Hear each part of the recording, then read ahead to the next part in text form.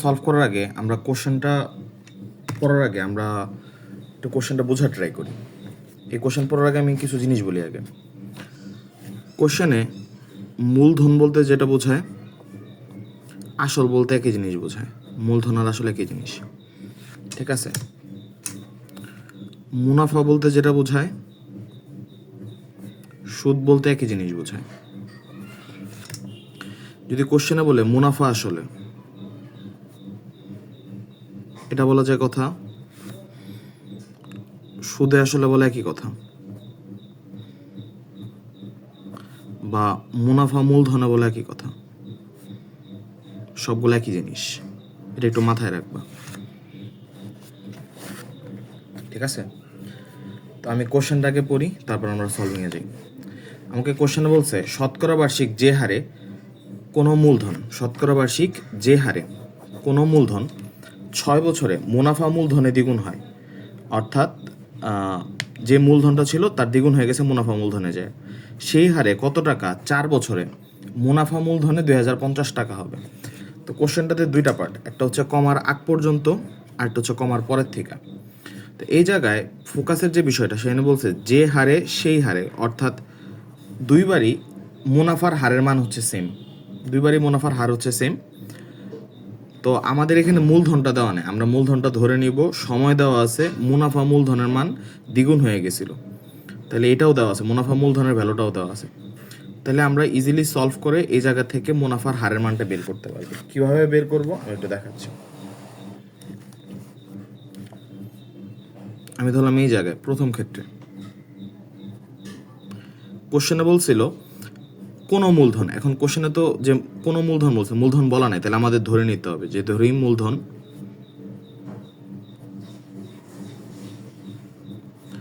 P is equal to P টাকা। আমি মূলধনকে P দ্বারা প্রকাশ করছি আর ওটার মানও ধরে নিছি কত, পি টাকা। মুনাফার হার জানি না, ওইটাও ধরে নিই, মুনাফার হার হচ্ছে আর, ঠিক আছে? মুনাফার হারকে নর্মাল আর দ্বারাই প্রকাশ করা হয়। সময় দেওয়া আছে, সময় এন সমান 6 বছর, আর মুনাফা মূলধনে দ্বিগুণ হয়। মুনাফা মূলধনে যদি দ্বিগুণ হয় তাহলে মুনাফা মূলধন কত হবে? মুনাফা মূলধনে দ্বিগুণ হয়, মূলধনে দ্বিগুণ মানে হচ্ছে 2p টাকা হয়ে যাবে। এখন মুনাফা মূলধন থেকে আমার তো মূলধনের মান আমি ধরেই নিছি পি, তাহলে এখান থেকে আমি মুনাফার মানটা বের করব। তাহলে মুনাফা সমান আমরা কি জানি? মুনাফা সমান জানি, আমি শর্ট করে লিখতেছি, মুনাফা মূলধন বিয়োগ মুনাফা, মূলধন।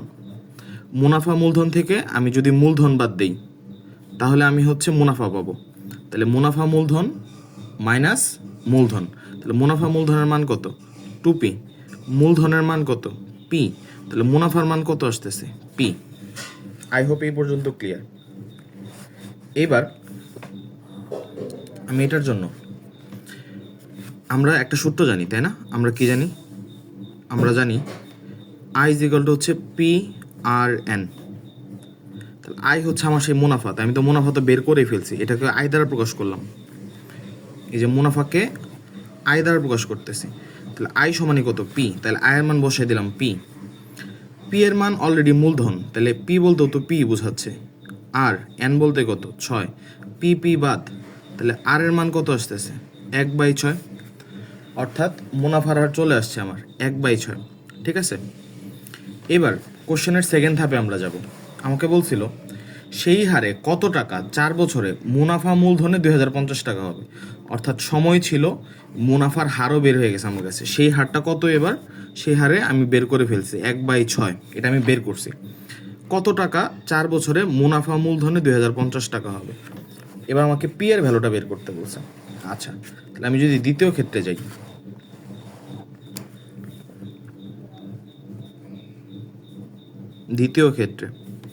দ্বিতীয় ক্ষেত্রে আমার সময় এন কত হচ্ছে? দ্বিতীয় ক্ষেত্রে আমার সময় এন হচ্ছে 4 বছর।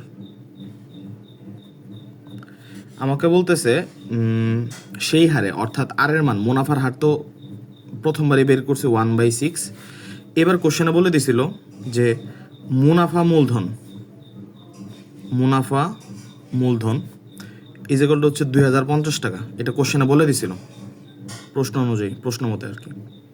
প্রশ্ন মতে বলে দিয়েছিল মুনাফা মূলধন হচ্ছে 2050 টাকা। এখন মুনাফা মূলধন যদি 2050 টাকা, মুনাফা মূলধনকে বলতে কি বোঝায়? মুনাফা যোগ মূলধন।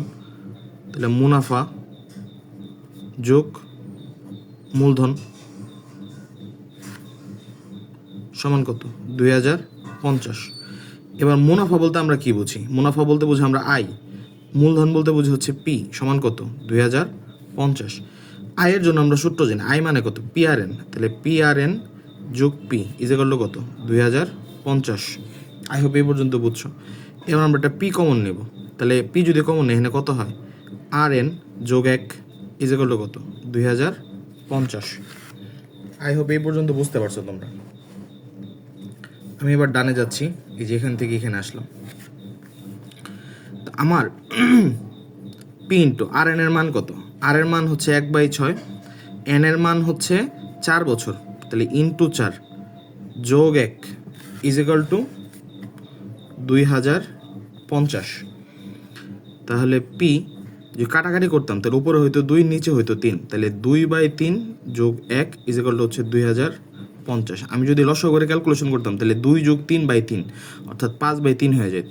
তাহলে P into 5/3 is equal two হচ্ছে 2050। আমি যদি আর গুণ করতাম, তাহলে 5p ইজ ইকুয়াল টু 2050 গুণন 3। তাহলে পি এর ভ্যালু কত চলে আসতো? 2050 গুণন 3 বাই হচ্ছে 5। আমি যদি কাটাকাটি করি, 4 5 20, 50 করলে 10, তাহলে হচ্ছে 410-এর সাথে 3 গুণ করলে হচ্ছে 1230। এটাই হচ্ছে উত্তর। আই হোপ বুঝতে পারছো।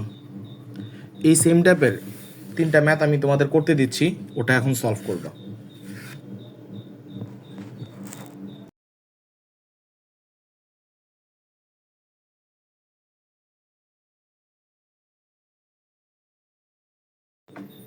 আচ্ছা, এই কোশ্চেনটাই কি বলছে 16 নম্বরটায়?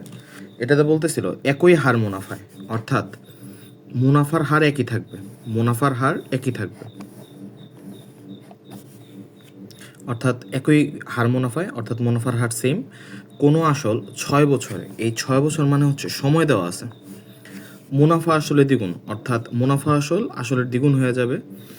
কত বছরে তা মুনাফা আসলে 3 গুণ হবে? অর্থাৎ কোশ্চেনের 2টা পার্ট।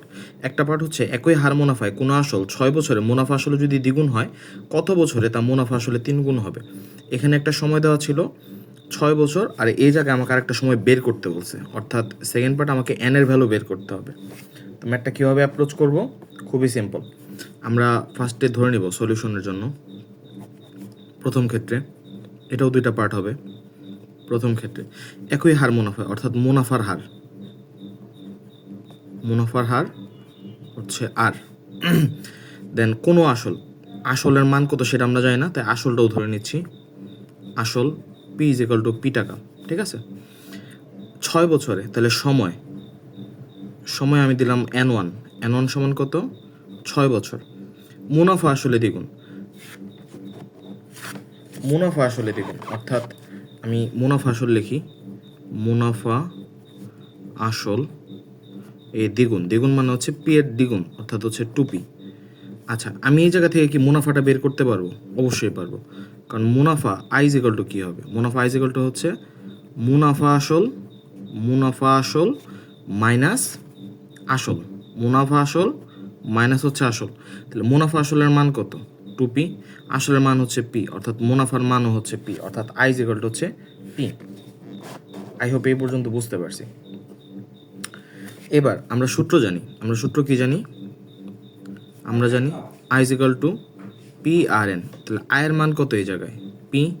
পি তো পি রয়ে যাবে, আর এর মতো রয়ে গেল, এন এর মান হচ্ছে 6। এবার পি বাদ, তাহলে আর এর ভ্যালু কত?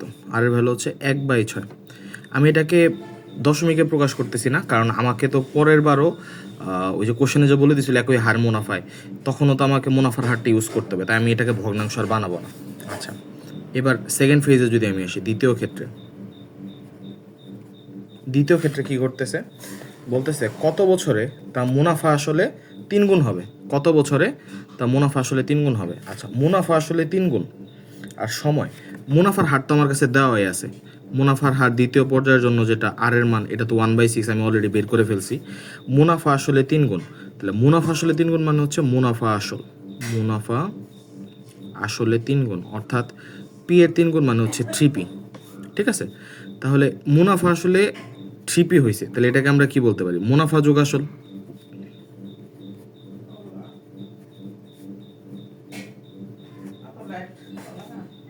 মুনাফা যোগ আসল সমান কত আসতেছে? 3p। আচ্ছা, মুনাফার মান কত?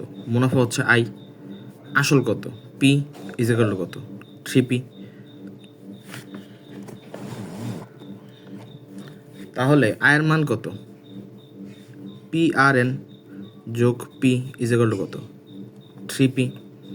আচ্ছা, আমি যদি এখান থেকে একটা পি কমন নেই, তাহলে কত থাকে? 1 plus r n is equal to কত? 3p। তাহলে পি বাদ চলে যাবে, আসলে 3p তো লেখা যাবে না, মানে 3p লিখতে হবে আর কি, সরি।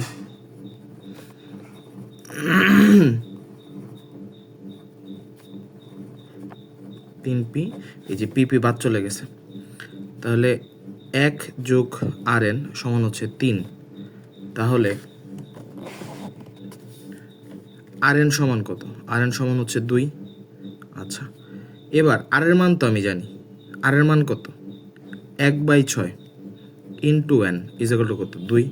অর্থাৎ এন সমান কত হবে? আমি যদি আর গুণ করতাম, এন সমান 12 না, অর্থাৎ 12 বছরে মুনাফা আসলে 3 গুণ হবে। এটাই হচ্ছে আমাদের অ্যান্সার। এবার তোমাদের কাজ হচ্ছে, আমি সেম টাইপের আরও 3টা ম্যাথ অ্যাড করে দিচ্ছি, এই 3টা ম্যাথ প্র্যাকটিস করবো, তাইলে এই টাইপ একদম ক্লিয়ার হয়ে যাবে।